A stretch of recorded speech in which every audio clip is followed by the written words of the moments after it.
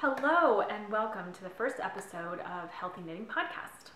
My name is Rosie and I'll be your host of this show. I have wanted to do a podcast for a long time, and the problem is that, well, I don't know what to incorporate that I do that would be special that anybody would want to have listen to. So besides my knitting. I did insurance and financial services for 5 years, and quite honestly, that's a little boring. So I was like, that's not really going to do it. I lived in Vermont for a really long time, and I had a little farm there, a little mini farm. I had cows and sheep and chickens and pigs, and I made cheese, and I had a garden, and I had an herb garden, and I did all that kind of stuff. And I thought, that would be great, because that's kind of right up everybody's alley.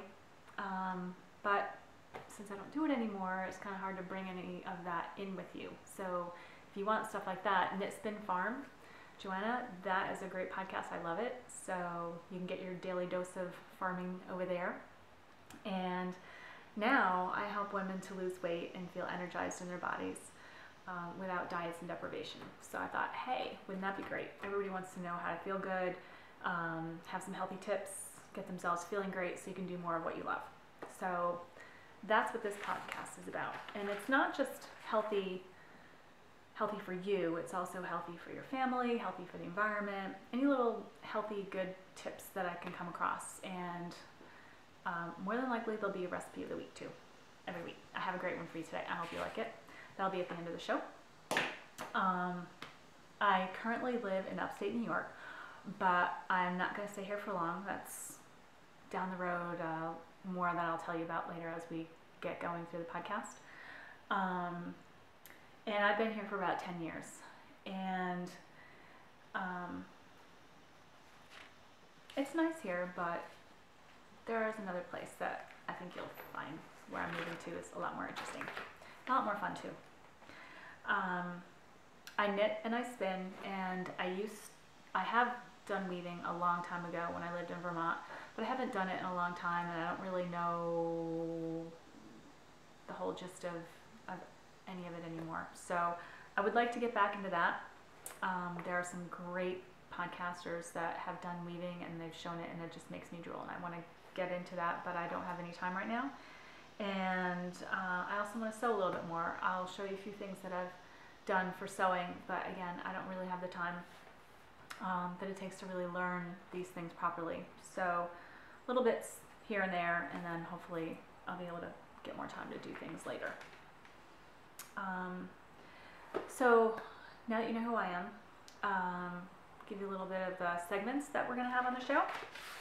Sorry, I have written everything down because I can't remember. So, thank yous, new and good, on and off the needles, up next, spinning, really, tips to share, and a recipe of the week. So right now I'd like to do the thank yous. And I have two thank yous, two very special thank yous.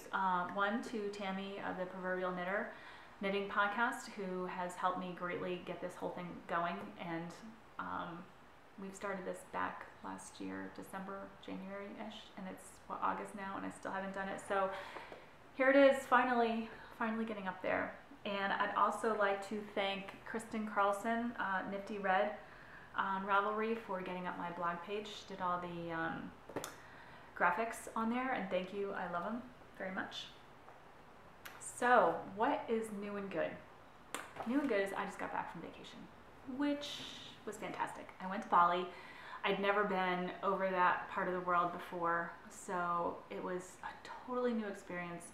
New culture, new food, new people, new everything. It was amazing. I don't know if any of you have ever gone over there, but truly unique experience, and I highly recommend it completely. I'll be going back again for sure. Let's see, on and off the needles. Oh my God. All right, so this has been very interesting. I knew before I started this that my knitting was crazy and all over the place. Well, it's even worse when you actually try to locate things, find them, and put them together, write it all down, and then look at how long ago you started a project and it's still not done yet. I am basically a monogamous knitter.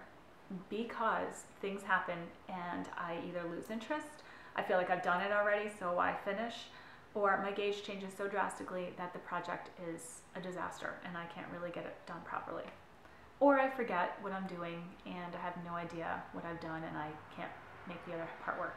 So these are things, the challenges that I've had with my knitting. So I'm just going to show you some success stories first. Off the needles is the, I wrote it down so that I won't forget, Montego Bay scarf. Mine's more like a stole slash scarf by Amy Singer.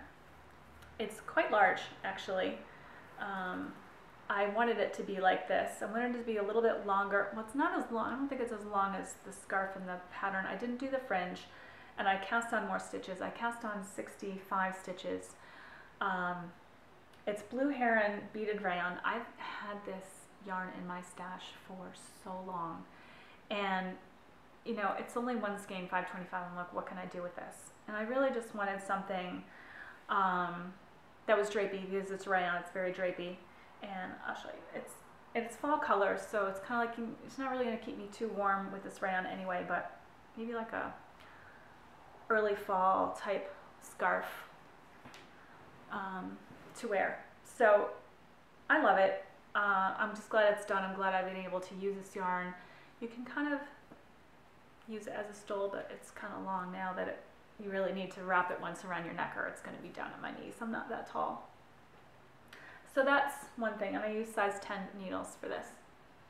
One thing that's finished. The other thing that I finished is just recently the Color Affection shawl by Vera Valimaki.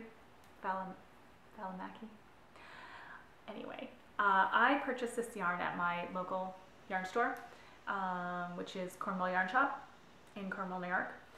And I have 3 skeins of Madeline Tosh Merino Light. And I did not block it yet, and I haven't woven in the end, so you can see that there. See how it's a little wiggly? It's the cast off edge that I use that's a little bit wiggly there. So I think I'm just going to block that flat, but I don't want to make this any bigger. Look at how big this is. And it keeps going and going. It's quite large. The colors are Sand Dune is the top. Stephen Love is this kind of a mix of sand dune and a purpley color. And then Mar is the, I'm going to say Mar, whatever, is a little bit of this purpley color mixed with blue. It's really pretty. I did not worry about making this edge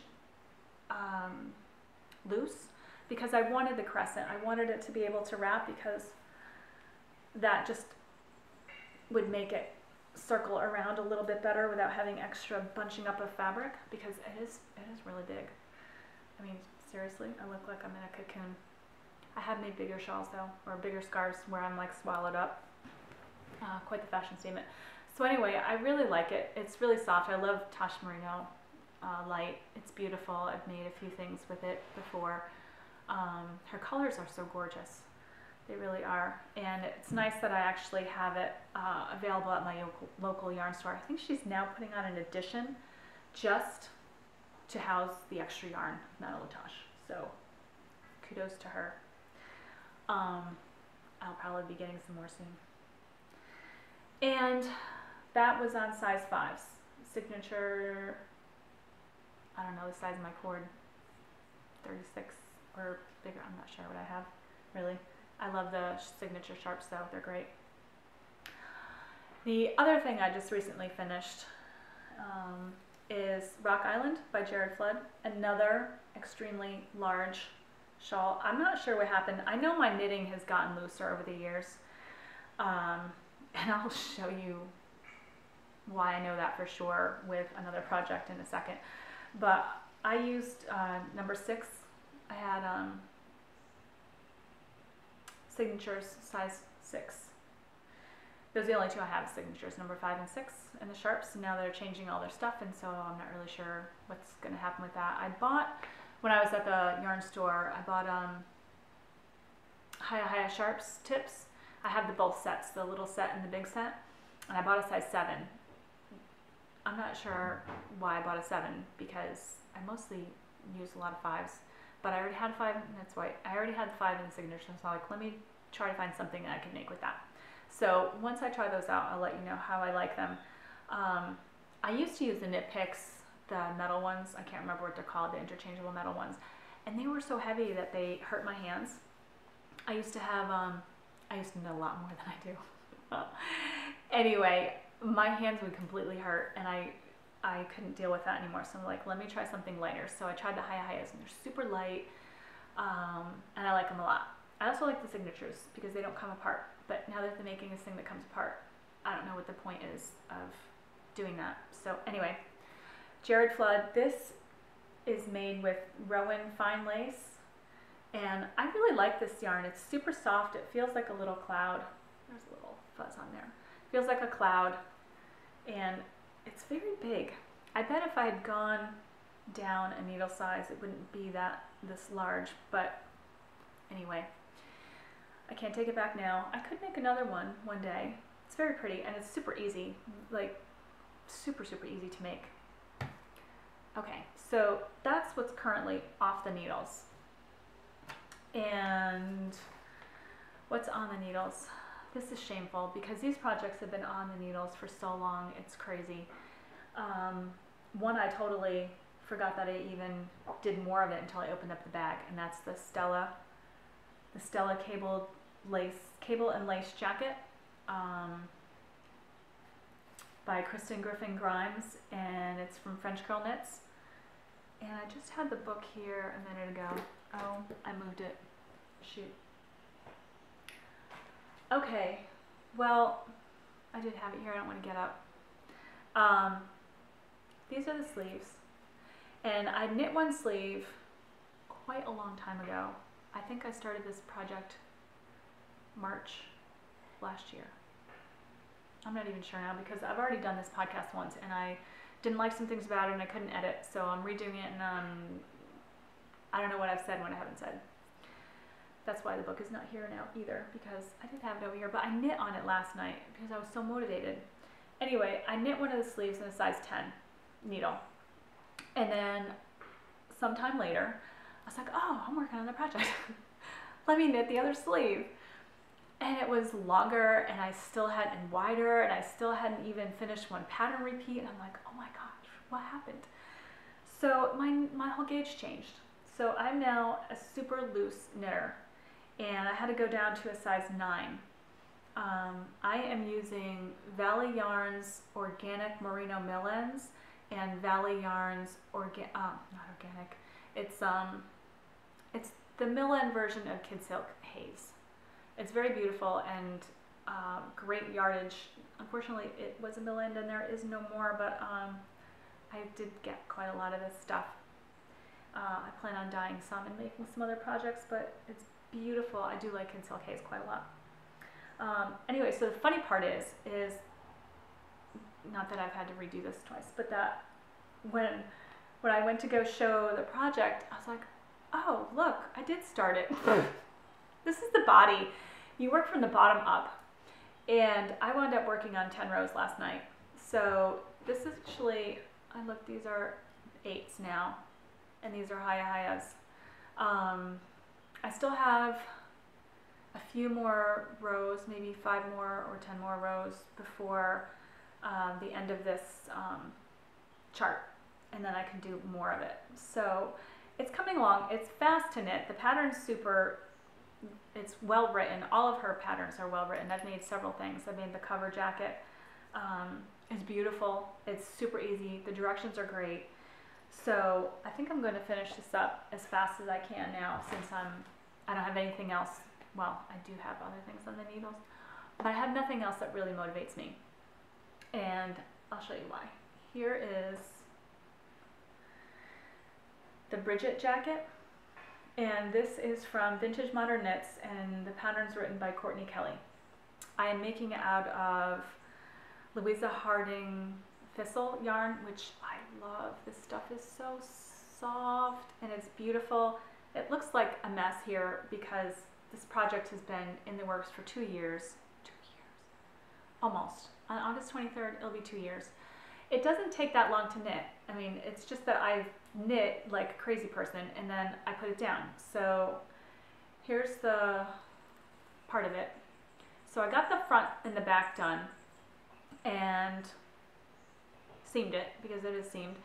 And then I didn't like the sleeves in the pattern. They seemed a little bit too much. I don't like when there's too much yarn, too much fabric under my arms. So I said, you know, let me just do the top down method and make my own sleeve. And I did that. I have this one here. So I used the Custom Knits, her directions in there for how to do that. And it worked out great. Here are my decreases, and I kept those little markers in there so I would remember when I was on the other side. I wrote notes. I don't know where they are. I'm not sure how many stitches I picked up. I'm not sure of anything really. So this is sitting here because this is going to take time. It's going to take me paying attention. And quite honestly right now, I've been knitting a lot of garter stitch and easy things because I've got so much on my mind right now, thinking about anything and paying attention and making sure things fit is a bit of a challenge for me. So I really want to get this done because it's August now and September will be around the corner and I'll be able to wear this soon because it does get kind of chilly. It actually was chilly this morning. I wore a jacket. I went for a walk this morning and I took a jacket with me. It didn't stay on long because once you're walking it gets hot, but yeah, it was chilly enough for a jacket. Okay, now, oh, the other thing, now I have a cat sitting on it right now, so this is kind of funny. Watch out, baby. I have another interesting thing, that happened with the yarn, honey. So, this is my yarn, and this is what yarn normally looks like. But I have a cat that likes to rabbit foot yarn, especially if it has any kind of good animal smell in it. And this does not smell sheepy in any way, but I don't know, they can tell the yarn. They can tell if it's got Angora in it or alpaca. They seem to love those the most, and they rip it apart. I mean, this is a mess. And obviously I'm going to use this one. But it's going to take more than just one ball. I made long sleeves. Usually, I don't know if this happens to you, but I make a sleeve, it looks perfectly fine, and then I go and I put it on, and it's up to, it's bracelet length, and I'm like, that's not what I wanted. So I try now to make my sleeves a little bit extra longer. So I'm gonna have to deal with this. I'm gonna have to deal with figuring out the pattern and what I did and all that stuff. So it's kind of on hold again. It'll get done. It's got to, because I actually made a little pact with myself. I said, all right, you can start something new, which was the Montego Bay shawl, if you immediately go back and finish one of your other projects. So that is what I'm doing. My next up really is the Stella jacket, and I did work on it last night, 10 rows. It was great. I was really happy that I made some progress, and because it's so bulky, you know, it goes super fast. So I should have this done in no time flat. This is my cat Natalia. This is the one that was just sleeping on said yarn. She's a bit of a lover. And now she probably won't put me away. Put me down. Put me away. She put me away. Okay. Sit. So, okay. There's more, but I'm only going to show you one more project that I have that is languishing on the needles because the other ones are quite shameful. This is Jaywalkers by Grumperina, and I'm using Trucking XXL yarn. I love the yarn. It is a bit splitty, so I have to be careful, and I'm using my signature double points, and I really love these. I think these are the 2.25 millimeters, which is the size I use quite often. I also have the Harmony set. It was gifted to me, the Knit Picks Harmony set, and they're lovely. They really are. They're very sharp, and I enjoy those too.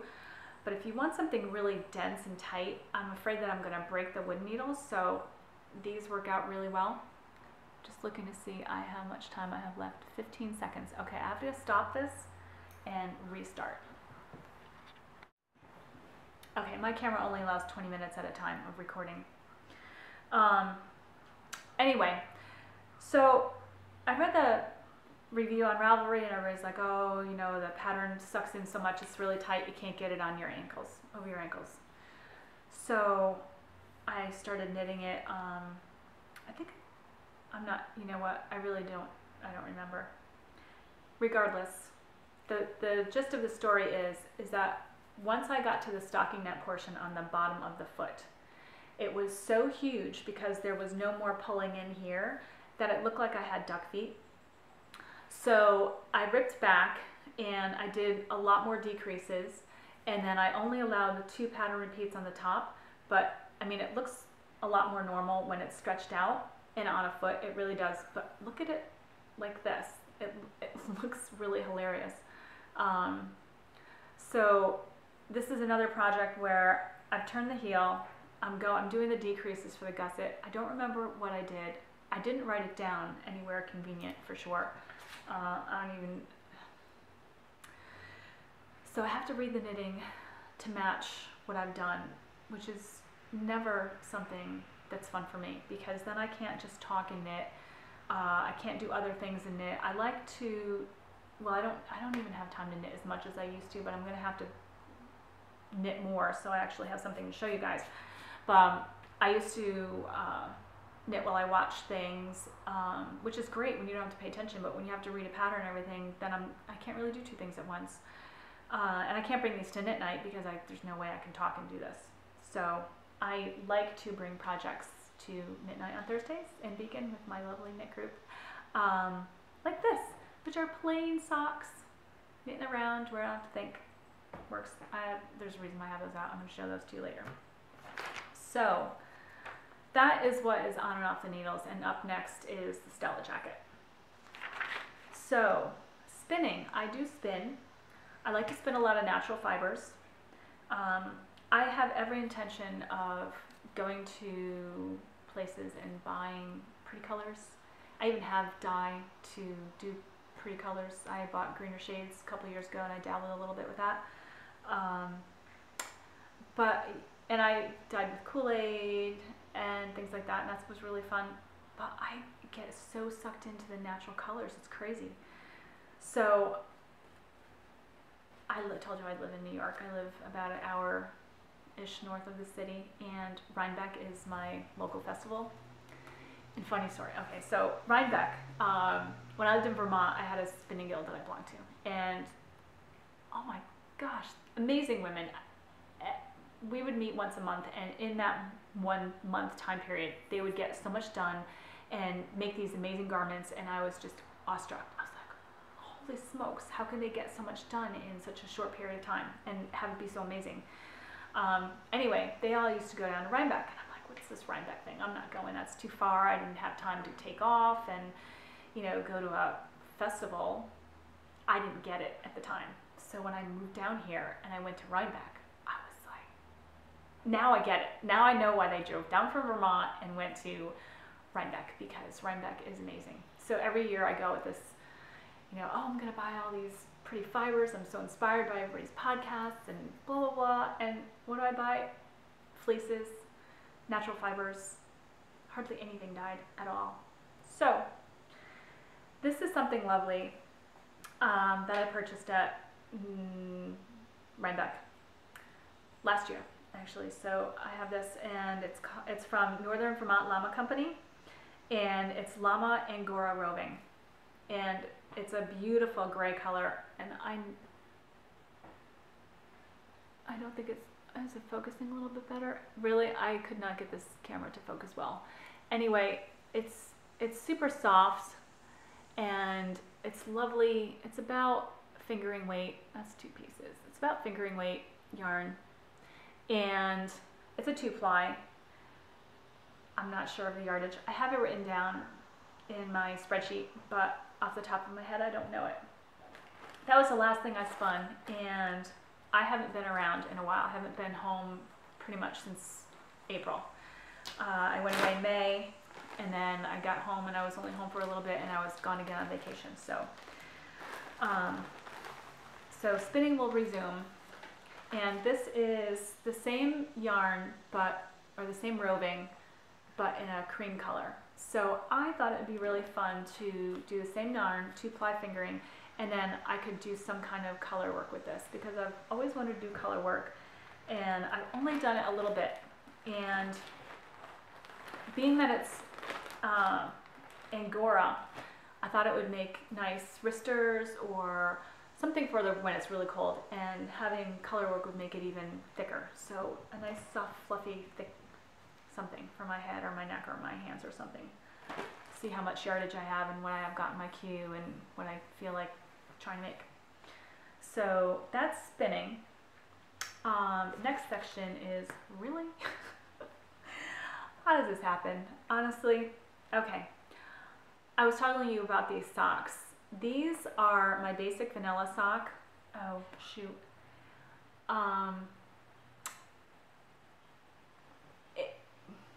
Yeah, I don't have my computer right now. It's sitting over there. It was sitting here when I recorded the other day.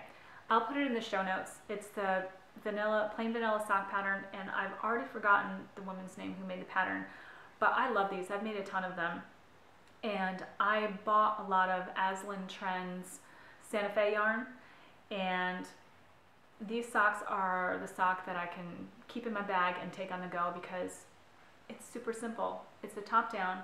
So you do your ribbing, you do your leg, do the heel turn. I think I do a different heel than she does. I always do Eye of the Partridge heel because I like it. It pulls it in a little bit more for me, which is great. I have the right length that I want, how many rows to do the turn. I know exactly, I go right back to the same amount of stitches, do my heel 2 inches from my toe 2 inches from the top, and I'm done. So the length matches, I think, the cap, the holder that I put my needles in, so I don't even need a tape measure. So I've got everything down pat with these. They're perfect. They wear like iron. Anyway, I'm not showing this really because it's so great. I'm showing you really because I went to go wash them and I noticed, yeah, sorry, they're a little dirty. I dropped a couple stitches all the way up at the top. You can see that.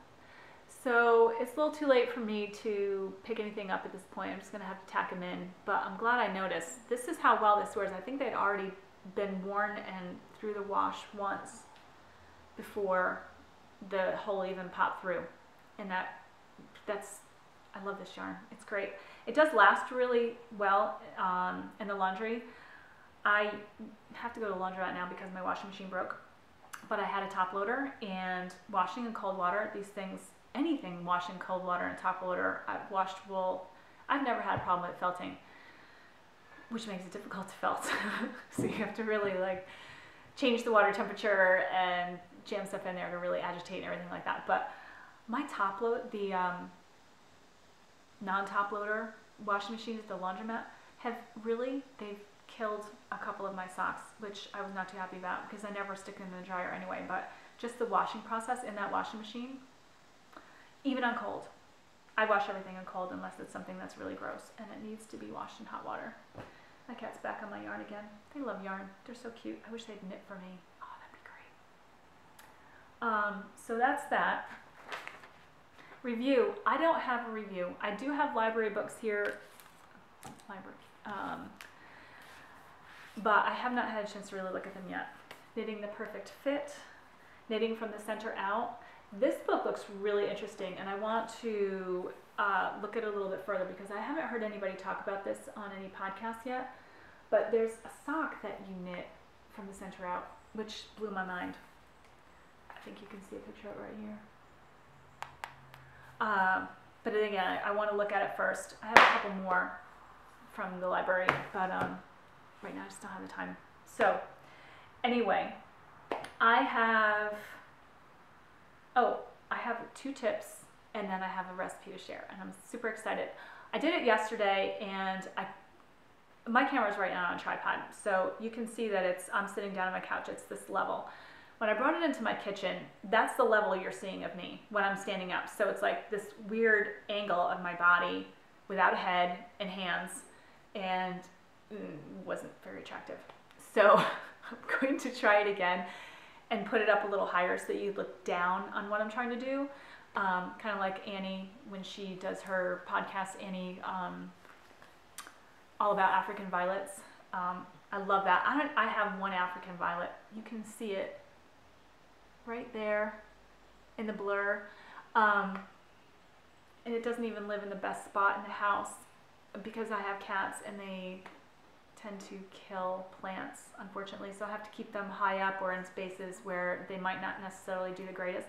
But her African violets are amazing and inspiring, and I love her podcast, so go check that out. And the other tip, so anyway, so she does these shots where the camera is up high and she's doing things underneath, and it's great. And I don't know how she does it because I don't have control like that. So I'm going to try to rig up something a little bit different so I can show you the recipe better. And so we'll do that in a second.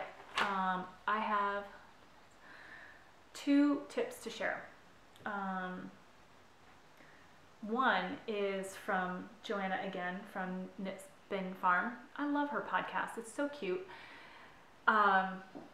Baking soda.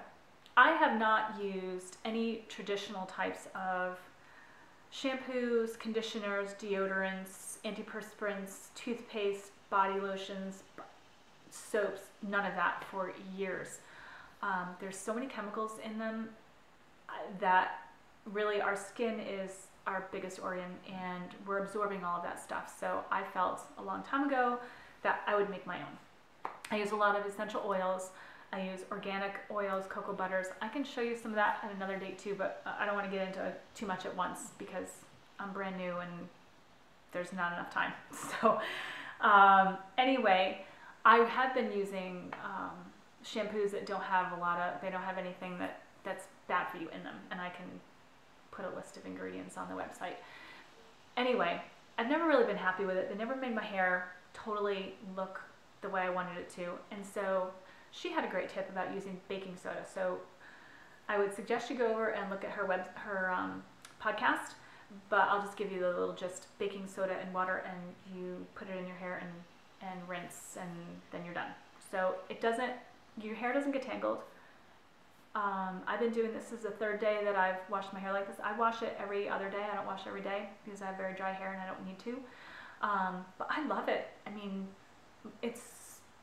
I don't have to put a lot of stuff in my hair, and I don't need conditioner.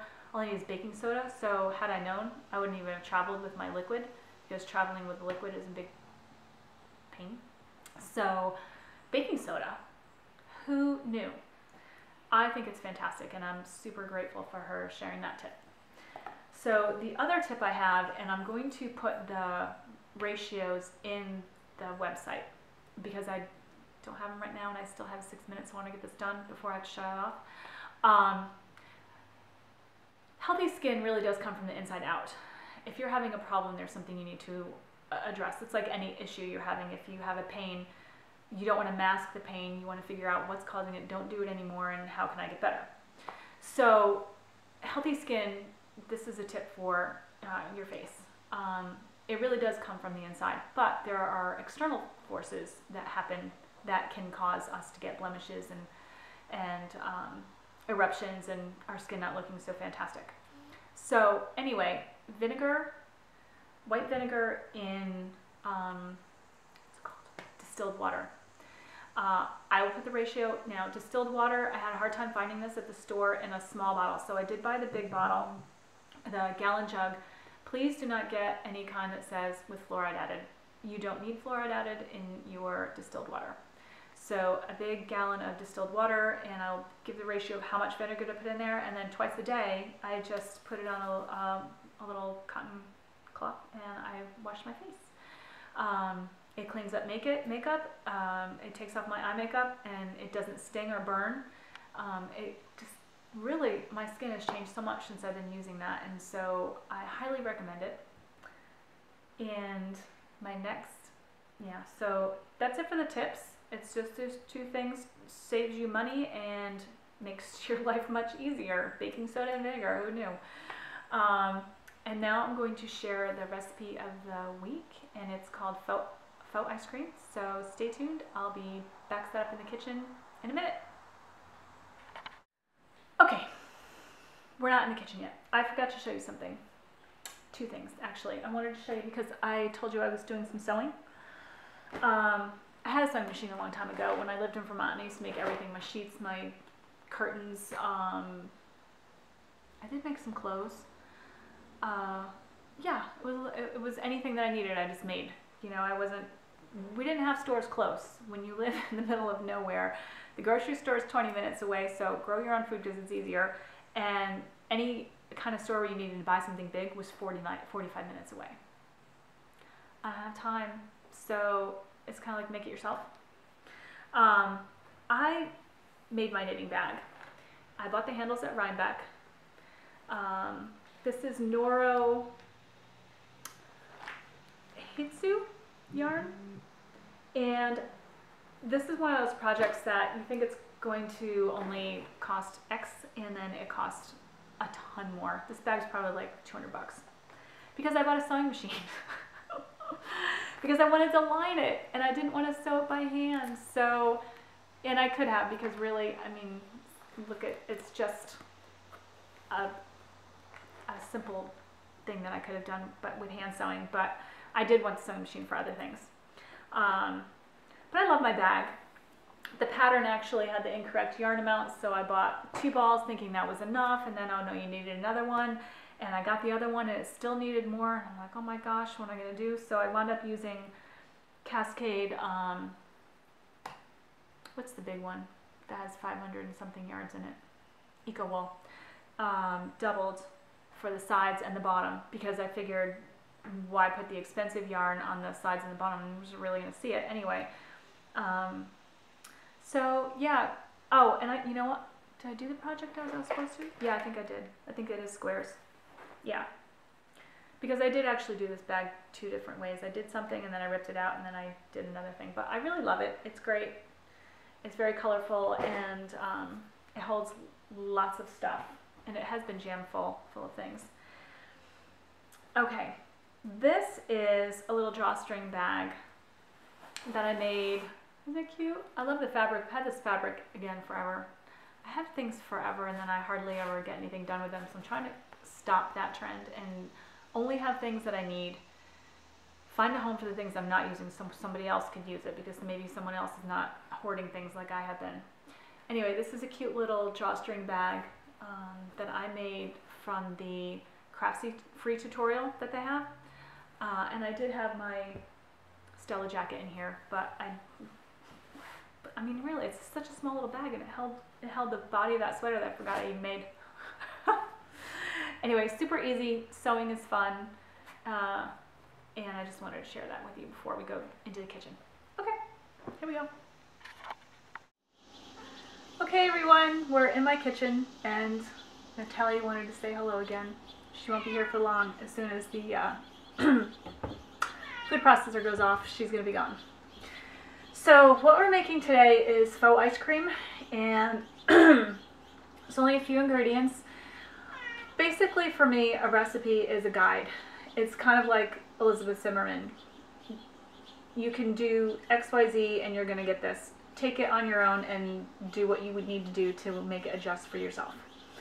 So that's kind of, unless it's baking, that's the type of recipes you're gonna get from me, is a guide, and then embellish with the things that you have, what grows in your area, what works for you, because not all foods people like, and not all foods do work for certain people. So anyway, this is a very easy recipe, and like I said, minimal ingredients. Hass avocado, I like these the best because I can tell when they're ripe.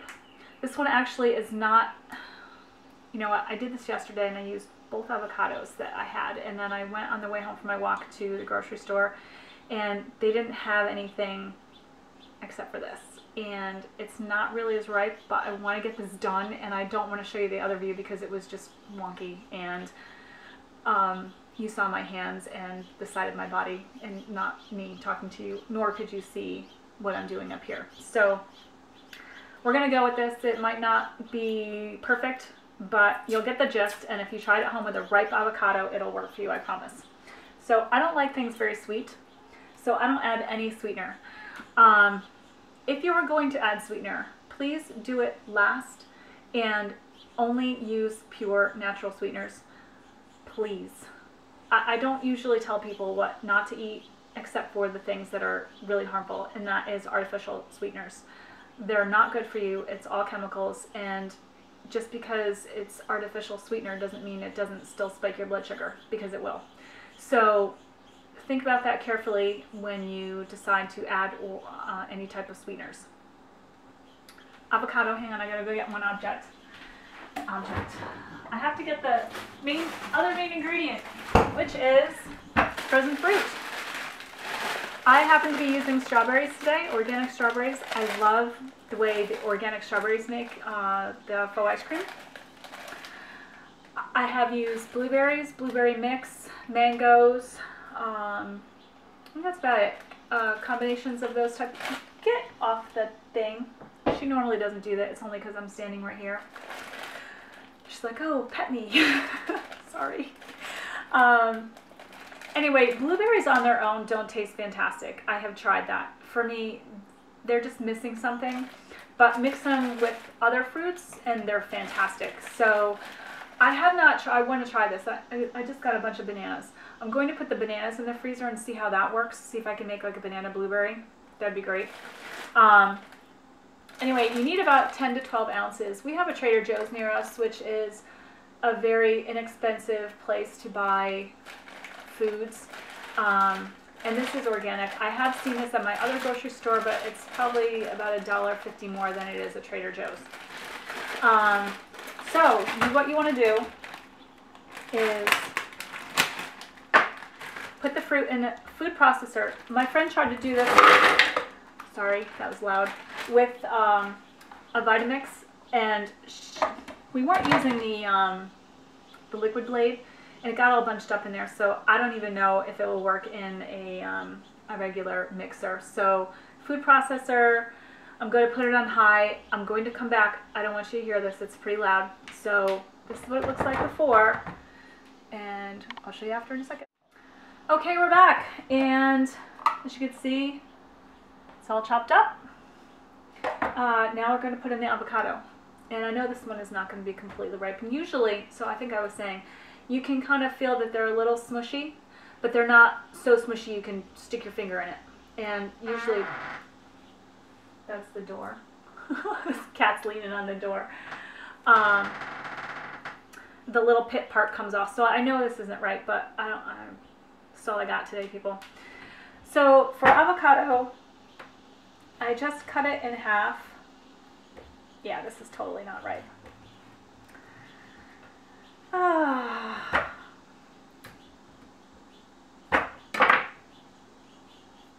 And you just twist it apart. And it should look like this. One I did yesterday, I had 2 avocados. I had a spare, but I still didn't do the shot right. It was all brown and falling apart inside. So that's not good to eat. You just use a spoon to scoop it out. And because this is not ripe, this is not working. You know what? I am probably going to go run out and grab an avocado that's ripe because I can't use this. We'll be back later. Okay, we're back. Well, change of plans. Because the avocado I showed you before was not ripe, so I just ran out to the store and got a new one. I wound up putting my chopped up strawberries in the freezer. I'm trying to take it out to show you. They're chopped up. Okay, so I have something to do at 1 o'clock, so now I'm in a hurry. Okay, these are little miniature avocados. Look at how tiny they are. There was a lady looking for avocados too, and she was looking at the big ones, and I don't particularly care for those. But there was one that was ripe, and I went back to go check these again, and she grabbed it. So I'm going to use 2 little ones. So did I move the camera? So this is how I cut the avocado. Just cut it in half. I hope this one's ripe. Really? Oops. I didn't cut it all the way very well. So you scoop out the middle. It comes out, when it's ripe, it comes out rather easily. It doesn't stick. When it's not ripe, forget it. You can't get it out of there. The peel's going to stick. It doesn't taste good. It actually tastes really horrible when it's not right. And I just do that to get the pit out. This one's not cooperating very well. It's stuck. Here's the other half.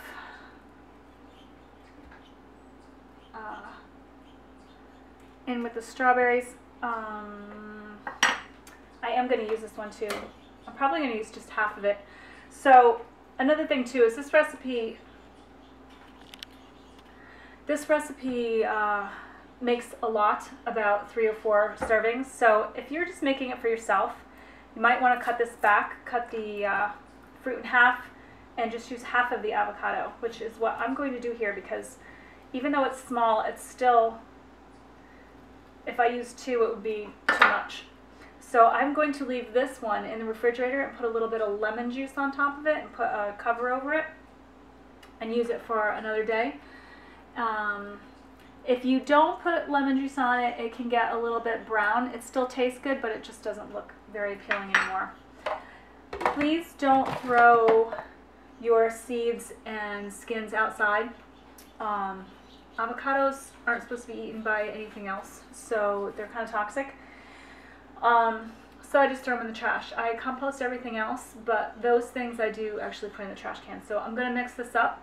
Oh, the other thing is you might need just a tiny little bit of water or juice. That's the third ingredient, and most people have water on hand, so if you don't have juice, it's fine.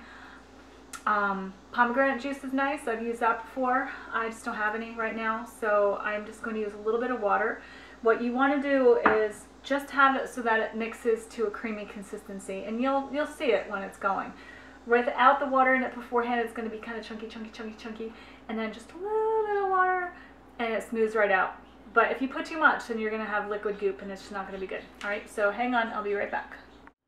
Okay, we're done. It does take a few minutes to get it all blended together, but once you do, it's lovely. It tastes so good. And for those of you who are lactose intolerant and you just want something that tastes like ice cream, really, it's simple. Now, the other thing, I'm just going to scoop this out while I'm talking to you.